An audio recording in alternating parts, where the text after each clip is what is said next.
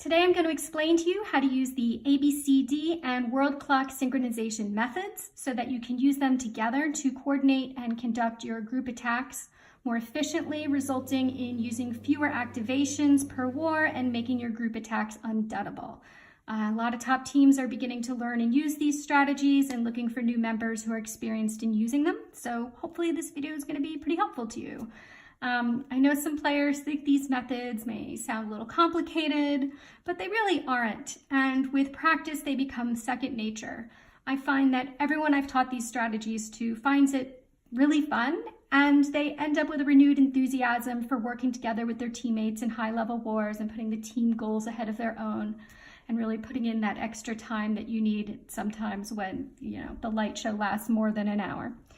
All right, so here we go. To start out, you're going to need a world clock app open on a separate device or a separate device open to a web page featuring the world clock. I know there are some apps that cost money, but there's no reason to spend a penny on this. There's plenty of free apps and widgets featuring world clock.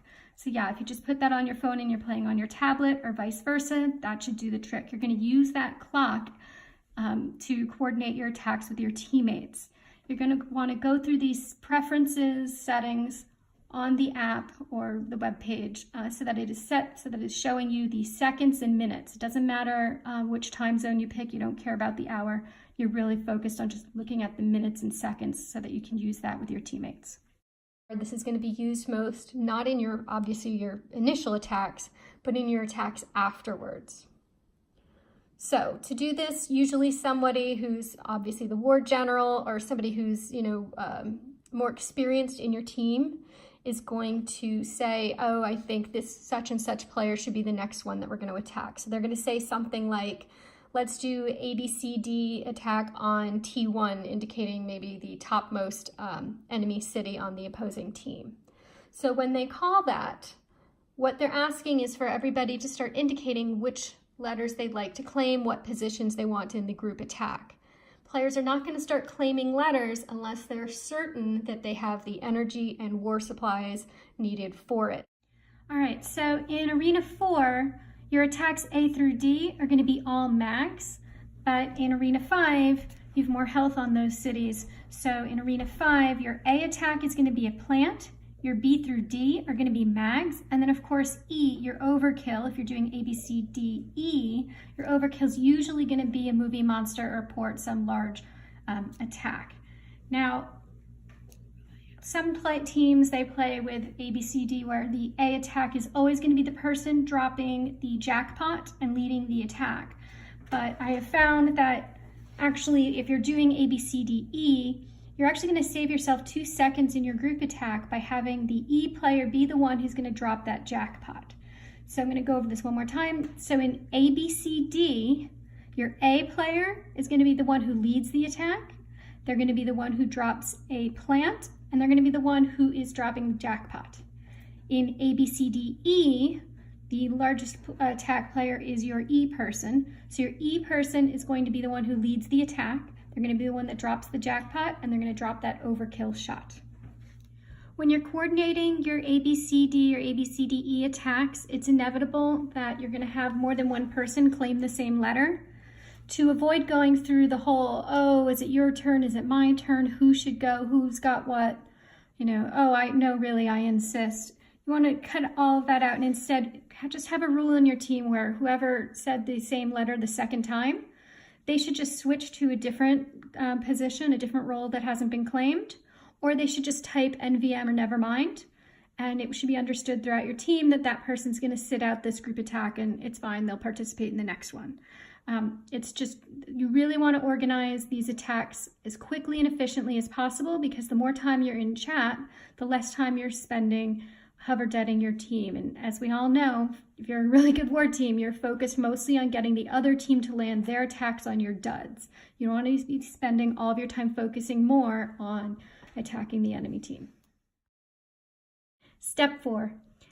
After all of the letters are claimed, the player who is leading the attack is going to restate who the target is and the time that the group is going to launch their attacks. The stated time should be at least 20 seconds in advance of the current time. You should keep in mind that there is a lag even with the in-game chat scroll. So usually 20 to 40 seconds in advance notice is the norm. When you're practicing this for the first time, of course, you might want to even give it a full minute. There's no point reporting the hour. You just want to say the minute and seconds that people are going to be looking at their world clock for when it is that the group should drop their attacks. Step 5, the person leading the attack is going to then drop their jackpot on the target 2 or 3 seconds before the stated time, depending on what their usual lag is. Now they can figure out what their usual lag is by practicing in some feeder wars. Usually it'll take about 2 wars to figure it out, because you're never going to figure it out in just 1 or 2 tries. You really want to figure out the average lag. A lot of different factors can affect your lag. It can be just your own hand-eye coordination. It can be how old your device is. You may have a slow device. Or it can be how many people in your home are using your internet access, how far it is you are sitting from your Wi-Fi device, or it can even just be how many people in your neighborhood are all on Netflix at night at the same exact time as the attack phase of your war is starting. So you really want to practice getting the hang of it. Your average lag usually is going to be between 1 and 3 seconds. I've only met one player who had like an extreme long lag, and that was 6 seconds, and I think the player was on an airplane at the time. But yeah, practice with it. Always just see if, how much sooner should you lead your attacks. Should you be dropping your jackpots for your teammates 2 seconds sooner, or just 1 second ahead of the stated time? When you go to drop your attacks, are you finding that you're often the last person whose attack lands? Does that mean that you need to go maybe half a second sooner, etc.? Play around with it. Step 6. So if you are one of the B through D players, once that time has been stated by the person leading the attack, you're going to go over to your war map, select the assigned target, select your mag, and you're going to hover over that target. You're going to stare at your world clock on your separate device, and as soon as this correct stated time occurs, you're going to just let go and drop that mag.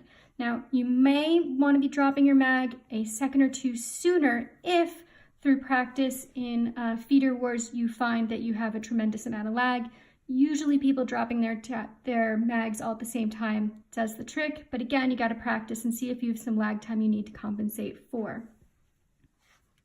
What the members of the group attack see on their devices is going to vary between one another, and what it is the enemy sees and what it is your teammates who are not participating in the group attack see take place in the animation can vary completely. So if you look at the animation and you say, oh, well, it looked like we were awfully slow and it looked like this hit had landed first and so forth, you might be completely wrong. Step 7.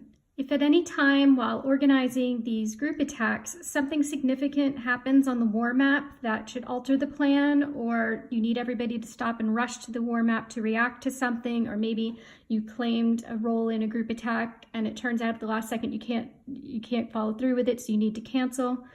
Quite simply, the fastest way to let everybody know that the plan needs to be canceled and folks need to retreat and go back to their war map and look and see what's happening instead is to just type in the red exclamation mark that you can find in your SimCity BuildIt icon list located in your game chat. All right, so there you go, folks. That's ABCD and the world clock method explained. It's pretty easy to combine the 2 strategies together.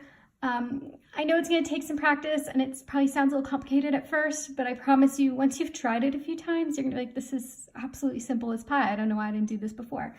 So yeah, when you get this right, you're going to find your team becomes undeadable in group attacks, and you're going to find that the animation makes it look like the action of 4 people is the action of just 1, or in the case of ABCDE, the actions of 5 people is going to look like the action of just 2 people. You're going to even get a larger explosion effect on the animation map, which many players find rewarding. So yeah, experiment with it. There's of course room for improvement with this strategy and any other. So see what you can do with it. I totally welcome your feedback. I wish you luck and happy warring.